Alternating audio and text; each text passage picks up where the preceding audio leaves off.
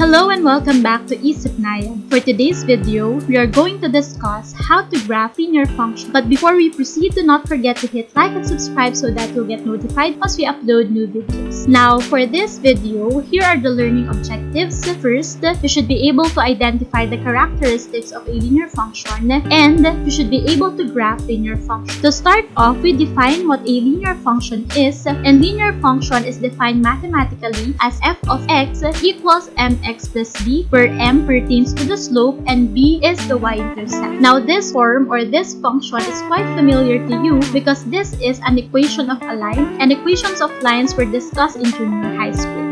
Now, we define further what a linear function is. The degree of a linear function should be 1 and the slope should not be equal to 0.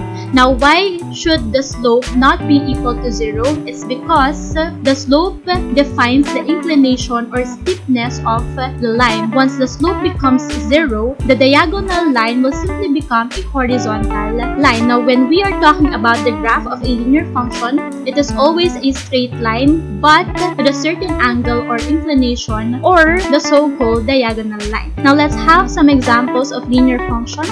We have f of x equals 3x, g of x equals x plus 2, and h of x equals 1/2 x minus 6. All of these examples have a degree of 1. Moving on, let's talk about the domain and range of linear functions. And the domain and range of linear functions are the same. The only difference is that for the domain, we're using letter D or capital letter D to indicate a set and letter X, whereas for the range, we are using capital letter R to denote a set and we are using variable y. So both the domain and range of a linear function are the set of all real numbers. Let's verify that one later on once we proceed to the graph. For now, let's recall the forms of the equation of a line. So you studied in junior high the standard form, also the slope-intercept form, the point-slope form, and lastly the intercept form. But for this video, we are going to focus on slope-intercept form as it is the easiest way to graph a linear function. Now, let's define or recall what a slope is.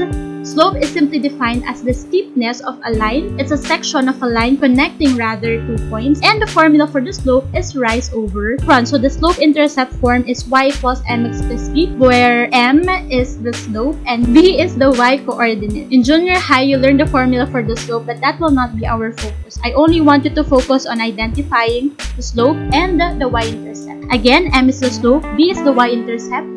Let's practice identifying the slope and y-intercept.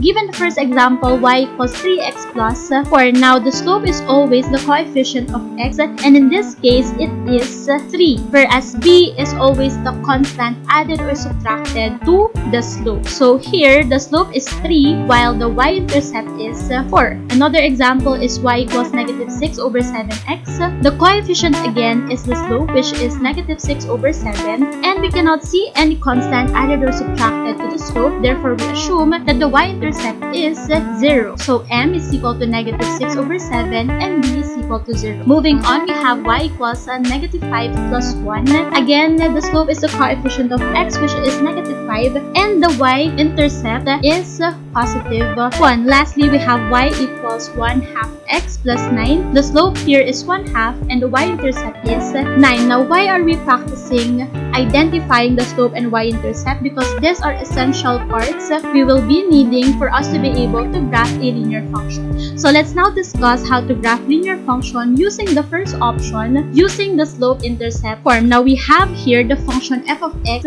equals 2x minus 3. We first identify the slope and y-intercept. The slope here is 2. The y-intercept is negative 3. Now, the slope here will determine our movement after plotting the first point. So it's better if we represent it as a fraction because the formula for the slope is rise over run. Since the slope is a whole number, we can always add an imaginary 1 as the denominator because all whole numbers will have 1 as denominator. Meaning, in the numerator, we are going to move either upward upward or downward. We go upward when the numerator is positive, downward when it is negative. Since 2 is positive, the movement in the numerator is upward. Whereas for the denominator, when it is positive, the movement is to the right. When it's negative, the movement is to the left. Since 1 is positive, the movement is to the right. Now, how many know how many units are we going to move up and to the right? The values of the numerator and denominator will determine how many units are we going to move starting from the first point we're going to plot. Now, where are we going to get that first point to be plotted? That would be from the y-intercept. And the y-intercept here is -3. Hence, it will be at point 0, -3. If you already forgot what y-intercept is, it is simply the value when you substitute 0 as x to the function, so that it will not have any x-coordinate other than 0. So the first point that we're going to plot would be the y-intercept. That's why it's very important that you know what the y-intercept is. So when we plot 0, -3, it is somewhere along the x-axis and it will be at this point. Now, in graphing a line, we only need at least 2 points and we already have 1 point at 0, -3. How are we going to plot another point? We now use the formula for slope, rise over run. We first follow the movement in the numerator, which is to move 2 units above the point. So from this point, 0, -3, let's move 2 units above, 1, 2.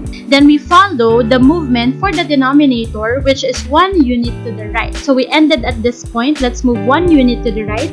The second point will now be at 1, -1. Then afterwards, since we already have 2 points, you can now connect the points to form a line. And this is now the graph of f of x equals 2x minus 3. Now, when we talk about the domain and range of a linear function, they are the same. You simply write it as, for the domain, x such that x is any real number. The same for the range, but this time change the symbols. R is equal to y such that y is any real number.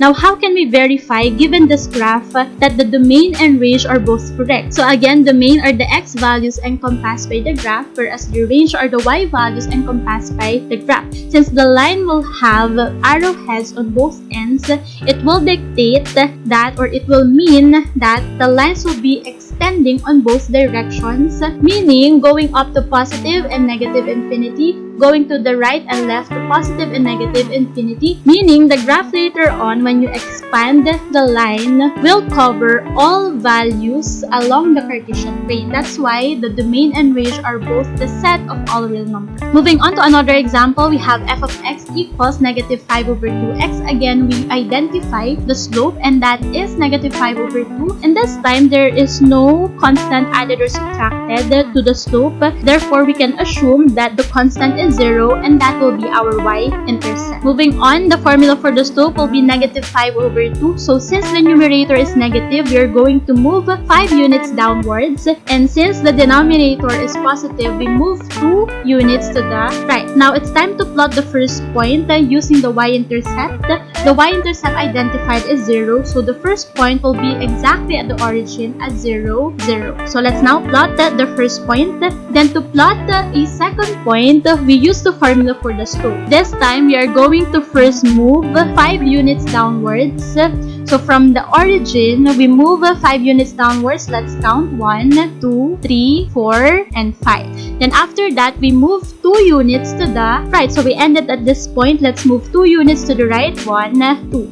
The next point will now be plotted at 1, -5. Now, to make the graph, simply connect the points, and that is already the graph of f of x equals -5/2x. As for the domain and range, again, you simply copy as is because it's the same for all graphs of linear functions. Another way to graph linear functions is using table of values. So in table of values, we substitute random values to x to solve for y, usually 2x values, because we need at least 2 points to draw a line, just like here in this illustration. Let's now proceed already with an example. We have y equals 1/3 x plus 5/3. Let's construct a table table of values 2 by 2. So say for example, I chose randomly the value of x as 3. I am now going to substitute it to the equation. So that will be y equals 1/3 times 3 plus 5 over 3. Simplifying that, we'll get a value of 8 over 3 or approximately 2.7. Hence, the first point can be plotted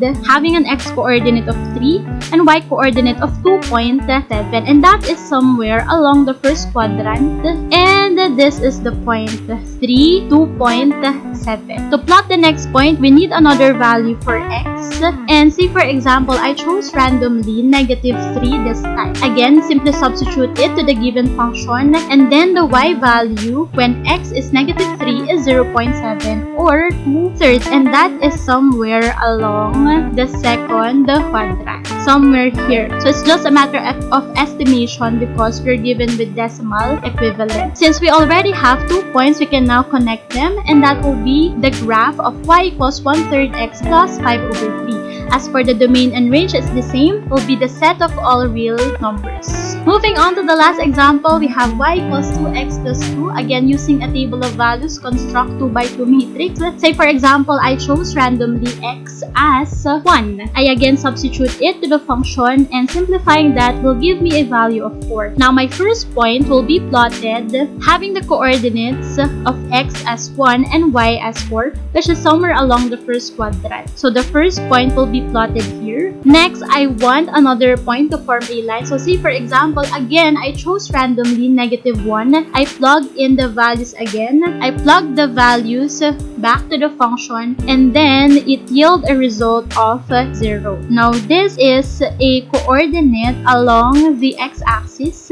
It will be at -1, 0. Now since I have 2 points already, I can connect them to form a line, and that is already the graph of y equals 2x plus 2. So for the domain and range, it is the same, the set of all real numbers. And that concludes our video. I would just like to give points to remember before we formally end. First, the graph of a linear function is a straight line. When the slope is positive, the line is increasing. When the slope is negative, the line is decreasing. We need at least 2 points to draw a line. The domain and range of all linear functions are all real numbers. And lastly, a linear function's degree is 1. I hope at this point the learning objectives were already achieved. And that is all. See you again next video. Bye!